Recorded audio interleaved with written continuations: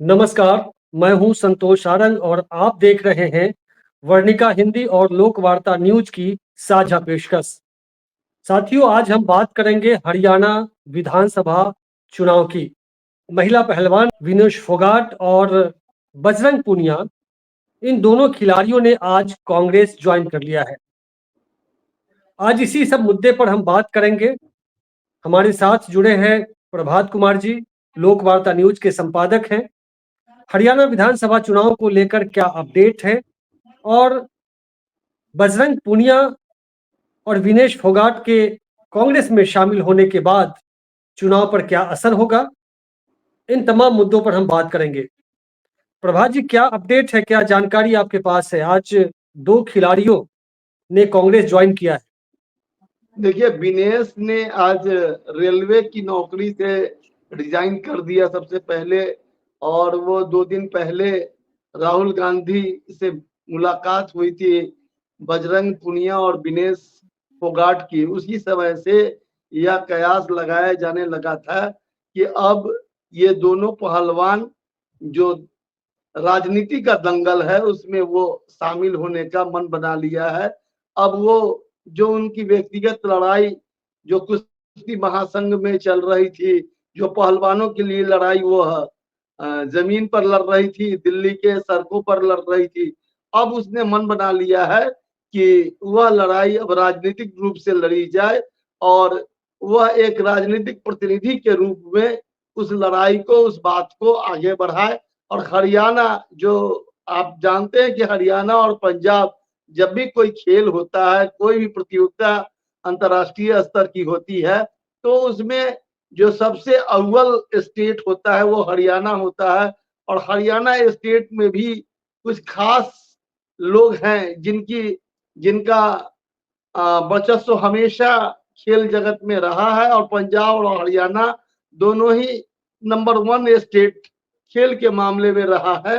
जिस तरह से वो अन्नदाता के रूप में अगर कहिएगा, किसान आंदोलन को देखिएगा, तो जो पश्चिम उत्तर प्रदेश और हरियाणा का इलाका है किस तरह से उर्वर रहा है उसको आप जानते ही हैं। और जिस तरह से खाप पंचायत ने विनेश को चुनाव, ये ओलंपिक, पेरिस ओलंपिक में कोई पदक नहीं मिलने के बाद, और उसने दुनिया के जो सबसे नंबर 1 पहलवान थी उसको चित किया था। और उसके बाद वो दूसरे मुकाबले में जिस तरह से राजनीति का शिकार हुई या स्वास्थ्य का या टेक्निकल कारण से, ये तो बहुत स्पष्ट नहीं हो सका। लेकिन जो भी हो, वो जो स्वर्ण पदक के लिए बाजी थी, जो दंगल था, कुश्ती थी, वह नहीं लड़ सकी थी। तो इन दोनों खिलाड़ियों का अब जिस तरह से राजनीति में प्रवेश हुआ है, इसको एक महादंगल के रूप में देखा जा सकता है। और ये भाजपा के लिए निश्चित तौर पर एक भारी दांव है और एक भारी माने वो साबित होगी इस चुनाव में। यह दांव कांग्रेस का, इससे इनकार नहीं किया जा सकता। लेकिन बृजभूषण शरण के खिलाफ, जो बीजेपी के सांसद थे, उनके खिलाफ जिन खिलाड़ियों ने लड़ाई लड़ी, उनमें एक साक्षी मलिक भी थी। साक्षी मलिक का जो बयान आया है, उसको लेकर के मीडिया में ये चल रहा है कि वे नाराज चल रही हैं विनेश फोगाट और बजरंग पूनिया के इस फैसले से। जो उनके बयान है वो मैं आपके सामने रखता हूं। साक्षी मलिक ने कहा है कि शायद आज वे पार्टी में शामिल होंगे, इसलिए इस्तीफा दे रहे हैं, या उनका निजी फैसला है कि वे पार्टी में शामिल होना चाहते हैं। हमारे आंदोलन को गलत रूप न दिया जाए। महिलाओं के लिए मेरा आंदोलन आज भी जारी है। मुझे भी बड़े ऑफर मिले थे, लेकिन मैं जिस काम से जुड़ी हूं उसको मैं करती रहूंगी। जब तक फेडरेशन साफ सुथरा नहीं हो जाता है, बहन बेटियों का शोषण बंद नहीं हो जाता, मेरी लड़ाई जारी रहेगी। तो साक्षी मलिक के बयान का ये जो है कि फेडरेशन को जब तक साफ सुथरा नहीं हो जाता है, फेडरेशन कुश्ती महासंघ, तब तक उनकी लड़ाई जारी रहेगी। ये लड़ाई क्या बीजेपी के शासन में ये लड़ाई जीत पाएंगी साक्षी मलिक? बृजभूषण आज तक जेल नहीं गए, एफआईआर भी हुई, तो सुप्रीम कोर्ट के आदेश निर्देश के बाद तो कैसे लड़ पाएंगी? अभी बीजेपी ने चुनाव में भले लोकसभा चुनाव में बृजभूषण को टिकट नहीं दिया, लेकिन उनके बेटे को टिकट दिया। तो बीजेपी ने तो मंशा जाहिर कर दी अपनी कि बेटियों की चिंता उन प्राइम मिनिस्टर को नहीं है या बीजेपी को नहीं है। वो अपने वोट बैंक को साधने के लिए बृजभूषण के बेटे को टिकट दिया और भारतीय कुश्ती महासंघ में जो पदाधिकारी बने वो बृजभूषण के ही आदमी हैं। तो ऐसे में साक्षी मलिक की ये लड़ाई जो कह रहे हैं कि जब तक साफ-सुथरा नहीं हो जाता, बीजेपी के सरकार में रहते ये संभव है क्या? और विनेश फोगाट के इस कदम को आप सही मानते हैं? देखिए, जहां तक सवाल है साक्षी मलिक का दर्द भी अपने आप में एक बड़ा दर्द है और एक खिलाड़ी का जो दर्द होता है वह दर्द विनेश फोगाट के साथ भी है। विनेश फोगाट जिस तरह से राजनीति का शिकार हुई और जिस तरह से कुश्ती महासंघ से लेकर इस देश की राजनीति में दोयम दर्जा का वह शिकार हुई और जिस तरह से उसके साथ व्यवहार हुआ वह सब किसी से छिपा हुआ नहीं है। इस पर कोई पर्दा डालने का प्रयास करे यह अलग बात है। साक्षी मलिक का यह बयान नितांत पर्सनल है और इसका राजनीतिकरण किया जा रहा है हमारे समझ से। साक्षी देखिए, बहुत सारे लोग, बहुत सारे व्यक्ति ऐसे होते हैं जो दलगत राजनीति से अपनी लड़ाई को लड़ना पसंद करते हैं और बहुत लोग ऐसे होते हैं जो तटस्थ रह के किसी बिना दल में शामिल हुए अपने लड़ाई को अंजाम देना चाहते हैं। जहां तक मेरी सोच और मेरी धारणा है कि साक्षी मलिक न्यूट्रल रह के माने तटस्थ रहते हुए एक खिलाड़ी के रूप में, एक राजनेता के रूप में नहीं बल्कि एक खिलाड़ी के रूप में अपनी लड़ाई को जारी रखना चाहती है और इसलिए वो कह रही है कि यह विनेश फोगाट और बजरंग पुनिया का निजी मामला है और निजी विचार और निजी फैसला है। कई बार आपस में जब हम एक दूसरे से का फैसला लेते हैं कोई भी किसी मामले में तो कई दोस्त की टिप्पणी अलग अलग तरह की होती है।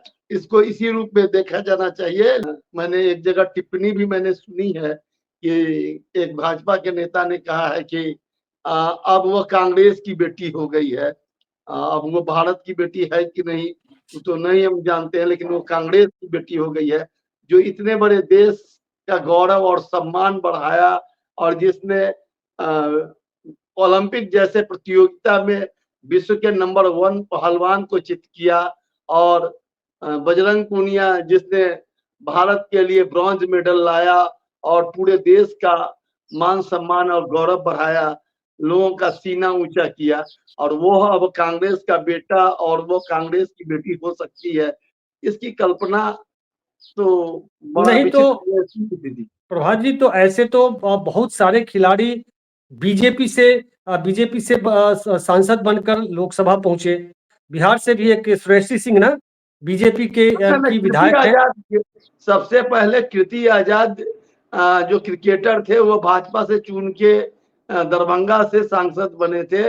अभी श्रेयसी सिंह है जो भाजपा से एमएलए और पेरिस ओलंपिक में भी गई थी।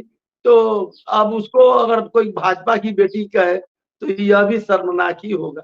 विनेश फोगाट और बजरंग पूनिया के का असर बीजेपी कांग्रेस में शामिल होने का क्या हरियाणा विधानसभा चुनाव पर पड़ेगा? देखिए, एक बात हम बता रहे हैं, उसी सवाल आपके का जवाब देने जा रहे हैं कि भारत के संविधान में हर व्यक्ति को जो मानसिक रूप से स्वस्थ है और इस देश का नागरिक है उसको चुनाव लड़ने का अधिकार है अगर उसकी उम्र 25 साल से अधिक है।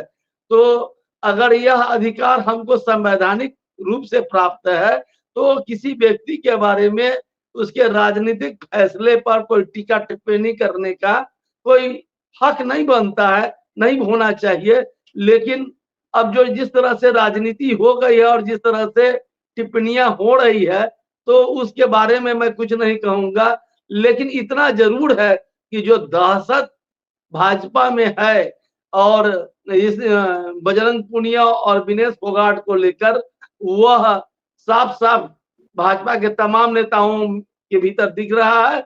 और हरियाणा चुनाव की अगर आपको बात करें संक्षिप्त में आपको अगर जानकारी दे तो पहले आप हरियाणा का के सीन के बारे में भी थोड़ा समझ लीजिए कि जिस तरह से हरियाणा में लोकसभा के चुनावों में पहले ही कांग्रेस और भाजपा के बीच 50-50 का मैच हो चुका है।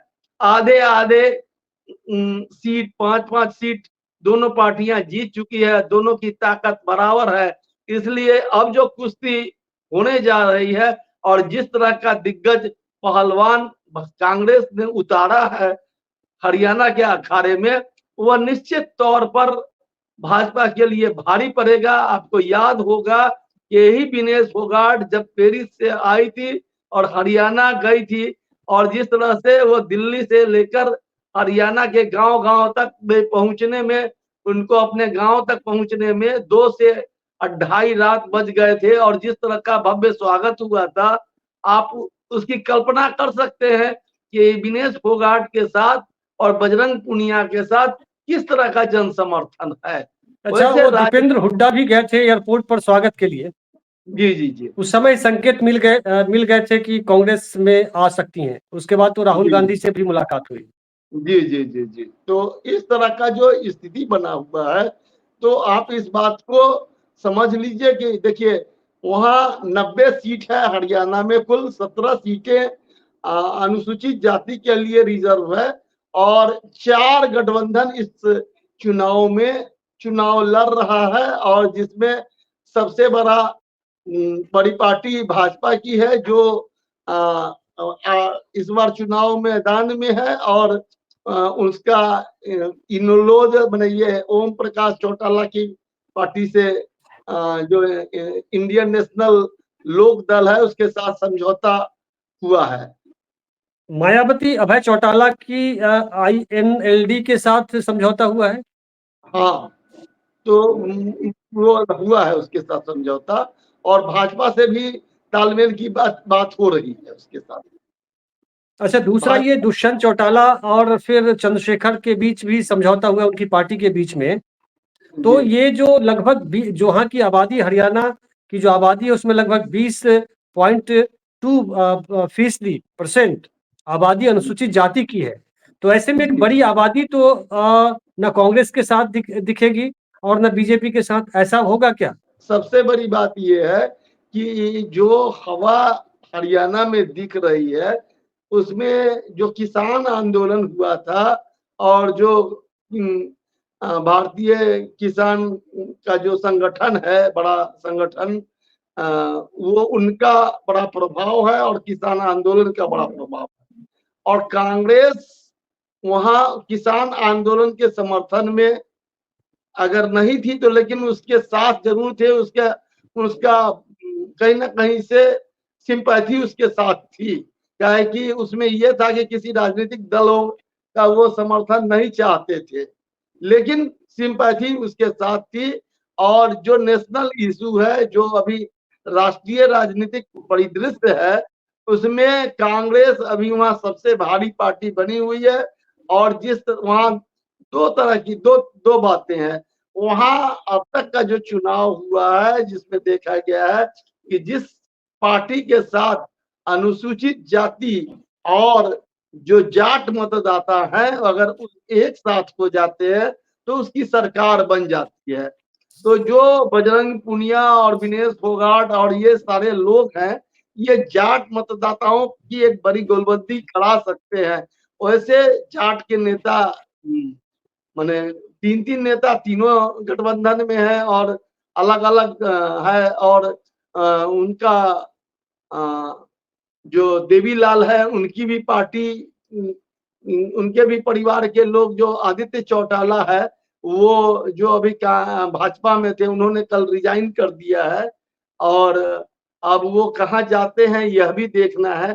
तो जो वहां परिदृश्य बनती हुई दिख रही है उसमें जेजेपी और जो चंद्रशेखर रावण है वो भी एक बड़ा रोल प्ले करते हुए दिख रहे हैं और दूसरा जो सबसे बड़ी पार्टी के रूप में स्थिति जो बन रही है वो भाजपा की बन रही है कि भाजपा, लेकिन वहां जो अब तक की जो स्थिति, जो आदतन स्थिति है उसमें कांग्रेस अभी सबसे ऊपर चल रही है। कांग्रेस का बोलबाला सबसे ज्यादा है और कांग्रेस क्योंकि भाजपा को शिकस्त देने में और भाजपा के खिलाफ जो समा है उसके खिलाफ लोग कांग्रेस के साथ ज्यादा गोलबंद होना पसंद कर रहे हैं और क्षेत्रीय पार्टियों के को लेकर उस तरह का मन मिजाज इस बार हरियाणा के चुनाव में नहीं दिख रहा है। एक चीज वहां संभव है कि त्रिशंकु विधानसभा हो सकता है, वह इस शर्त पर कि चंद्रशेखर रावण और ये जो चौटाला दुष्यंत चौटाला की पार्टी अगर बहुत अच्छा करती है तो अगर 3 भाग में भाजपा और कांग्रेस और जेजेपी के बीच जो जननायक जनता पार्टी है अगर उसके बीच अगर बढ़ जाता है वोट और सीट बट जाती है तो वह त्रिशंकु विधानसभा की भी स्थिति पैदा हो सकती है। दूसरा मेरा ये सवाल है कि जो जिस तरह से जाति आधारित गणना की बात लगातार, सामाजिक न्याय की बात राहुल गांधी लगातार उठा रहे हैं, और दूसरा कि जो ये है अभिनेत्री हैं जो मंडी से कंगना रनौत सांसद, उनका जो किसानों को लेकर बयान आया, उसके बाद किसान और जो किसान बिरादरी है और जाट, ये लोग तो कांग्रेस की तरफ जाते हुए दिखेंगे। और विनेश फोगाट और इनके आने के बाद सिंपैथी वोट की बात आपने कही, तो क्या लग रहा है कि फायदा कांग्रेस को होता हुआ तो पहले से दिख रहा है और ज्यादा मजबूत होगा? एकदम निश्चित तौर पर मजबूत होगा। और आप जो कह रहे हैं अनुसूचित जनजाति अनुसूचित जाति के वोट का सवाल जो कर रहे हैं तो वो कांग्रेस के पक्ष में भी गोलबंद हो सकता है, भाजपा के पक्ष में गोलबंद होने के साथ साथ कांग्रेस के पक्ष में क्यों नहीं गोलबंद हो सकता है। कांग्रेस ने तो कोई उस तरह की बात नहीं कही है, कांग्रेस ने कोई उस तरह का सवाल नहीं उठाया है माने सब कैटेगरी या माने क्रीमी लेयर को लेकर, उस पर तो उसकी चुप्पी ही एक तरह से रही है। तो कांग्रेस तो उस सवाल पर एक तरह से तटस्थ है, तो ऐसी स्थिति में आप उसको उसका लाभ कांग्रेस को क्यों नहीं देना चाहते? बिल्कुल नहीं, कुल मिलाकर जिस तरह से 4 स्टेट में चुनाव होना था, लेकिन बीजेपी की जमीन खिसकती हुई देखकर सिर्फ 2 स्टेट में हरियाणा और जम्मू कश्मीर में चुनाव कराने का ऐलान किया गया, तारीखें घोषित की गई चुनाव आयोग की ओर से। तो ये सब दिखाता है कि बीजेपी के भीतर चिंता की लकीरें खिंच गई हैं चुनाव को लेकर और उसकी अच्छी स्थिति नहीं है। और विनेश फोगाट और बजरंग पुनिया के आने के बाद माहौल कांग्रेस की तरफ, कांग्रेस के पक्ष में बनेगा, ऐसा दिख रहा है। तो इस एपिसोड में बस इतना ही, मिलते हैं अगले अंक में, तब तक के लिए नमस्कार, शुक्रिया।